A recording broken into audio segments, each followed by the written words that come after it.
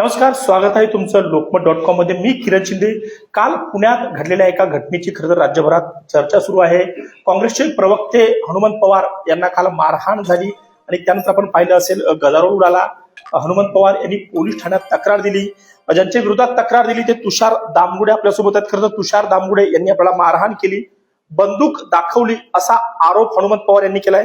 आपण तुषार दामगुडे यांना विचारलं, असं काय घडलं की थेट हातापाईवर म्हणजे मारहाण करायची वेळ आली? कालपासून मी काही चॅनल्स मध्ये बघतोय, एक बाजू काँग्रेस पक्षाची मांडली जाते, तर दुसरी पार्श्वभूमी ते लक्षात घेत नाहीयेत की काही 7-8 दिवसांपूर्वी या हनुमंत पवारने मला जाहीर बुटाने मारण्याची आणि अश्लील अशी शिवीगाळ आणि जातीवाचक टीका टिप्पणी त्याने केलेली आहे. सगळ्या सोशल मीडियावरती, टीव्हीच्या, युट्यूबवरती ते उपलब्ध आहे बघण्यासाठी. आणि अशी एक व्यक्ती ज्याच्यावरती 26 पोलीस गुन्हे दाखल आहेत, त्याच्यामध्ये आर्थिक फसवणुकीचे देखील गुन्हे दाखल आहेत, तर अशी व्यक्ती जेव्हा ते करते तेव्हा काल त्यांनी पुन्हा एकदा तिथं पुढारी चॅनलचे जे काही आहे तिथं बाहेर पडल्यानंतर त्यांनी मला बाहेर पडताना तू खूप हिंदुत्व करतो, तुला खूप नक्षलवाद लागतो, तुला ठोकतोच, आणि अश्लील शिवीगाळ केली. बाहेर त्याचा मी खुलासा विचारला तेव्हा त्यांनी त्याचा पुनरुच्चार केला आणि त्याच्यानंतर तात्कालिक प्रतिक्रियेतनं जे घडायचं ते घडलेलं आहे. त्याच्यामध्ये एक आरोप केला जातोय की माझ्यावर भाजपचे वगैरे काही. मला तो प्रश्न घेऊयात. परंतु मारहाण केली हा आरोप तुम्हाला मान्य आहे? कारण सीसीटीव्ही फुटेज पण समोर आलंय. काही कारण नसताना तुम्ही आणि तुमच्यासोबत तुमचे 4-5 मित्र होते, त्या सर्वांनी मिळून लाथाबुक्क्यांनी मारहाण केली असं त्यांचं म्हणणं आहे. त्यांचं म्हणणं तर 100% ते राहणार, परंतु जो व्यक्ती जाहीर याच्यावरती जे काही बोलतो, आता आपण लक्षात घेतलं पाहिजे, जो तिथं एवढं बोलतो बुटाने मारहाण जातीवाच्य आहे, तो खासगीमध्ये किती बोलत असेल. दुसरं म्हणजे हा जो आरोप केला जातोय की भारतीय जनता पक्षाचे कार्यकर्ते होते, तर ज्यांनी तो आरोप केलाय, माझं त्यांना खुलं आव्हान आहे. माझ्यासोबत जे होते माझे सहकारी ते मातंग समाजातून येतात, बाळासाहेब गालफडे, आमचे श्रीनिवास भैया निगडे असतील, माझे बंधूच आहेत, की 2 रुपयाची भाजपाची पावती त्यांच्या नावाने जरी फाटलेली असेल तर मी तुम्हाला सलाम करेल. दुसरं, यात भारतीय जनता पक्षाचा काही संबंध नाहीये. कारण भारतीय जनता पक्ष काय असे काही फोन करून की याला मारा त्याला मारा अशी काही ऑर्डर आम्हाला देत नाही, आम्ही ती घेत नाही. याच्यामध्ये तो फक्त पक्षीय रंग देऊन त्याच्यामध्ये स्वतःचं राजकारण कसं साधायचं हा काँग्रेसचा एक प्रयत्न चाललाय. त्याच्यामध्ये आता काँग्रेस बरोबर राष्ट्रवादी असेल, शिवसेना, मनसे असेल, तर यांना मागे टाकून आम्ही कसं पुढे येऊ म्हणून ते गृहमंत्र्यांना टार्गेट करतायत, मुख्यमंत्र्यांना काही प्रश्न विचारतात. परंतु तुम्ही सुद्धा भाजपचे कार्यकर्ते आहात. अर्थात त्यांच्याकडून सांगत असताना भाजपच्या कार्यकर्त्यांनी मारहाण केली, त्याच्यावर राज्य सरकारचा हात आहे, मुख्यमंत्री देवेंद्र फडणवीस यांचे ते जवळचे आहेत असं देखील काही व्हिडिओमध्ये त्यांनी म्हटले गेले. याच्यात कितपत तथ्य आहे? माझा काही सीडीआर जरी आपण काढून बघितला की असे काही देवेंद्रजी आणि आमचे काही संबंध असले तर तुम्हाला पुढे आढळणार नाही. दुसरं, मी वेळोवेळी जाहीरपणे माझ्या सोशल मीडियावरती नरेंद्र मोदी यांचं समर्थन केलेलं आहे. याची कारणं वेगळी आहेत. एक, मी हिंदुत्ववादी आहे, मला ते हिंदुत्ववादी सरकार वाटतं म्हणून मी केलेली आहे. आता याच्यामध्ये त्यांचं समर्थन करणं म्हणजे भाजपचा कार्यकर्ता असेल, ते या देशातले जवळपास 30 ते 40 कोटी लोक हे भाजपचे कार्यकर्ते आहेत असंच म्हणावं लागेल. पण तुम्ही भाजपशी संबंधित नाही आहात. मी म्हटलं ना, मी जाहीर आव्हान दिलं ना की असं माझ्या नावाने 2 रुपयाची जर पावती कुठं सापडली भारतीय जनता पक्षाची तर मी तुम्हाला सलाम कर. दुसरं, भारतीय जनता पक्ष असे काही ऑर्डर करत नसतो की बाबा कुणाच तरी अपमान करा, कुणाला तरी मारा, कुठेतरी बलात्कार करा, असं कुठला पक्ष सांगत नसतो. तोच काही कुठलाही पक्ष जे काही करत असतं ते खासगी पातळीवरती होत असतं.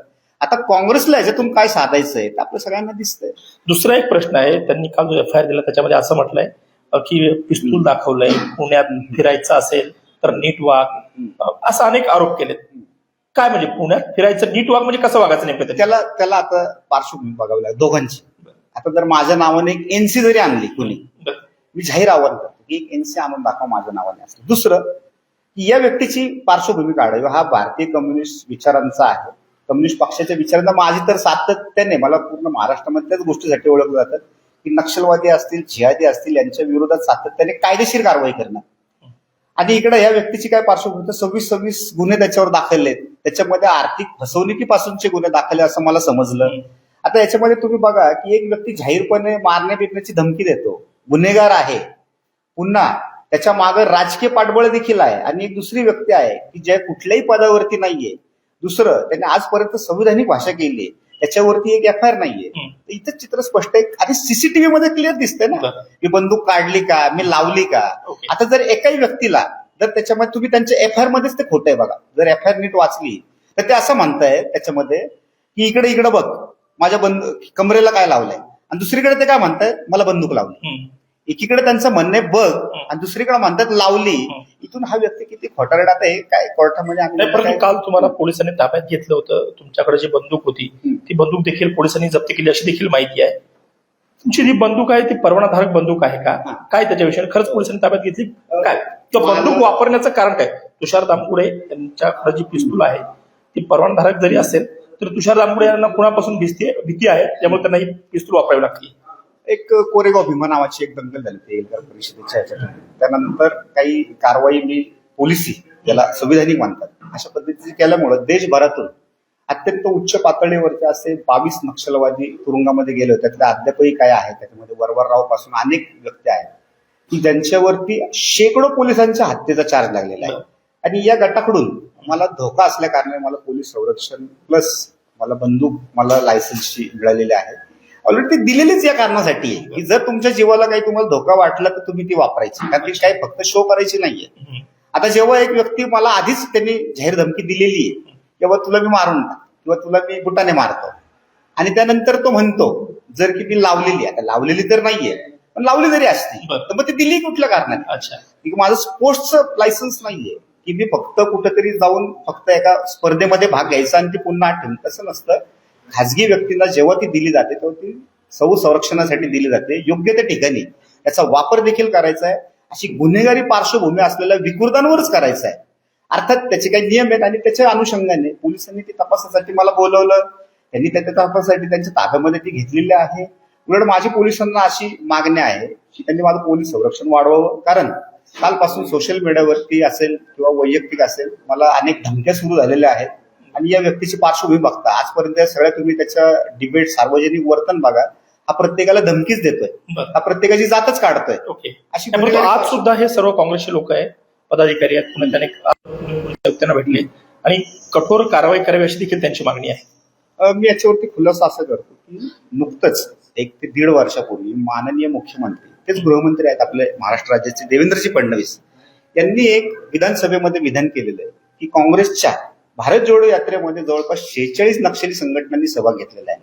त्याचे काही पुरावे देखील मी स्वतः सोशल मीडियावरती मांडलेले आहेत की हे कसं त्याचं येतं. त्याच्यामध्ये गद्दार नावाचा जो एक हे होता तो स्वतः राहुल गांधींचं चुंबन घेताना तुम्हाला दिसतोय की हा अत्यंत म्हणजे जाहीर नक्षली आहे. बरं, कोण आहे म्हणजे त्याच्यामध्ये? तुम्ही आता तुम्हाला सुद्धा नक्षलवादी आहेत का म्हणून काल मला सुद्धा असा जो आरोप केलाय, याच्यामध्ये हनुमंत पवार यांचा काय संबंध जोडताय का तुम्ही? यांचा काय संबंध आहे का? आता मी आधी त्या विषयाकडे घेतोय की याच्यामध्ये तुम्हाला असं दिसेल की ज्याने जेम्स लेनवरच्या पुस्तकाची बंदी उठवावी असा आनंद पटवर्धन हा तुम्हाला भारत जोडो मध्ये दिसतो. ज्याने या सगळ्या नक्षलवाद्यांना जेव्हा अटक झाली तेव्हा त्याच्यामध्ये संभाजी भगत पासून अनेक जण असतील हे देखील तुम्हाला त्या भारत जोडो मध्ये दिसतात.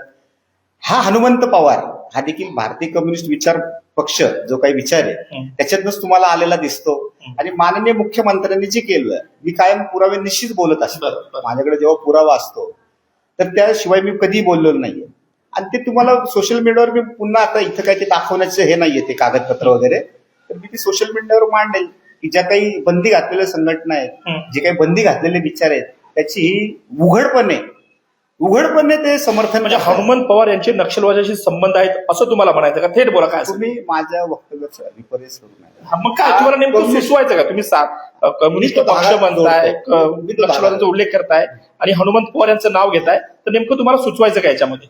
भारताचे लोकप्रिय पंतप्रधान नरेंद्र मोदी यांनी पण म्हटलेलं आहे की भारतीय काँग्रेस हे आता शहरी नक्षली चालवतात. गृहमंत्र्यांनी विधानसभेत ते असं कुठल्या भाषणात नाही, विधानसभेत त्यांनी हे केलेलं वक्तव्य आहे. पत्रकारांनी उलट त्यांना विचारलं पाहिजे या 46 संघटना कुठल्या, या कोण याच्यामध्ये सामील झालं होतं. मी तर त्याचे पुरावे पण दिलेले आहेत. कदाचित तुमचा माझ्यावर पण गृहमंत्र्यांवर तुमचा विश्वास असेल. आणि याच्यातनं दिसतं की जेव्हा भारतीय काँग्रेस हे नक्षलवादी चालवतायत, शहरी नक्षलवादी, आता हा जो हनुमंत पवार आहे याची पार्श्वभूमी मी सांगतोय ना की उघडच दिसते ना. बरं, पण आता तुमची मागणी काय आहे? संपूर्ण प्रकरण घडलंय, तुम्ही म्हणताय की तुम्हाला सुद्धा जीव मारण्याची धमकी दिली, तुमची मागणी काय आहे? तुम्ही काही काल तुम्हाला पोलिसांनी जेव्हा चौकशीसाठी बोलावलं होतं, काही तक्रार वगैरे दिली काय? हा माझं स्टेटमेंट त्यांनी घेतलं, माझी तक्रार अर्जवाजच ते स्टेटमेंट आहे. त्याच्यामध्ये स्पष्ट म्हटलं की हा खूप हिंदुत्वाद करतो, नक्षलवाद करतो, तुला ठोकतोच. आता ठोकतोचा अर्थ म्हणजे काय? हा स्वतः ठोकणार आहे, याची कोणी हस्तक आहेत, याची काही आणखीन काही लागे बांधले आहेत, कारण हा येतो पण कुठल्या तरी तशाच परिसरात असं मला कळलेलं आहे. यांचे काही तिकडे काही कनेक्शन आहेत का? याची एक सखोल चौकशी झाली पाहिजे. दुसरं, गृहमंत्र्यांनी जे काही त्याच्यामध्ये विधान केलेलं आहे की 46, ते महाराष्ट्र पुढे मीडियाने आणावं, जेणेकरून अनेकांना कळेल की आपण नेमकं कोणाच्या संपर्कामध्ये आहोत. आणि मी सातत्याने, हनुमंत पवार आहे माझ्यासाठी किरकोळ विषय, याच्यामध्ये जे खरे कल्प्रिट आहेत तो मास्टर माइंड शोधून काढावेत. ओके. आणि याच्यामध्ये जी भारतीय काँग्रेस आहे मूळची, मी आदर करतो, महात्मा गांधींचा करतो, नेहरूंचा करतो, कारण तुषार दामगोडेने स्वातंत्र्य मिळवून अर्धा तांब्या देखील नाही उचलल्या, या मंडळींनी उचलल्या. आम्ही त्यांची चिकित्सा करतो आणि शिवीगाळ नाही करणार. तर मूळ काँग्रेसला या कम्युनिस्टांपासून वाचवलं पाहिजे. ओके. तर त्यामुळे काल जो काही प्रकार घडला, जी काही मारहाण झाली तुमच्याकडनं, ती योग्य होती किंवा त्याचं तुम्ही समर्थन करता असं वाटतं तुम्हाला? आता तो पोलिसी तपासाचा भाग आहे. त्याच्यामध्ये जे काही घडलंय, ओके. सीसीटीव्ही उपलब्ध आहे, त्याला मांडलं जाईल. ओके. त्याच्यावर आता बोलणं एक ठीक नाही राहणार, कारण मी काय कायद्याचा आदर करतो. आता कधी कधी असं घडत असतं की शेवटी शिवाजी महाराज जेव्हा तुकाराम महाराजांना भेटतात तेव्हा ते अत्यंत विनम्रपणे भेटतात. पण ते मात्र अफजल खान असेल, शाहिस्ता खान असेल, तर तिथे त्यांची भेटण्याची पद्धत वेगळी आहे आणि त्यांचे अनुयायी आहोत. ओके. तर आपण पाहू शकता, होते तुषार दामगोडे, कालपासून ज्यांच्या नावाची चर्चा सुरू आहे. पोलिसांनी त्यांच्या विरोधात गुन्हा देखील दाखल केला. इतकंच नाही तर त्यांचं जे परवानाधारक पिस्तूल होतं ते देखील पोलिसांनी पुढील कारवाईसाठी हस्तगत केलं आहे. मात्र काल जो काही प्रकार घडला तो आधी हनुमंत पवार यांनी आपल्याला शिवीगाळ केली, ठार मारण्याची धमकी दिली आणि त्यातून हा संपूर्ण प्रकार घडला असं त्यांचं म्हणणं आहे. पुण्याहून किरण शिंदे, लोकमत व्हिडिओ.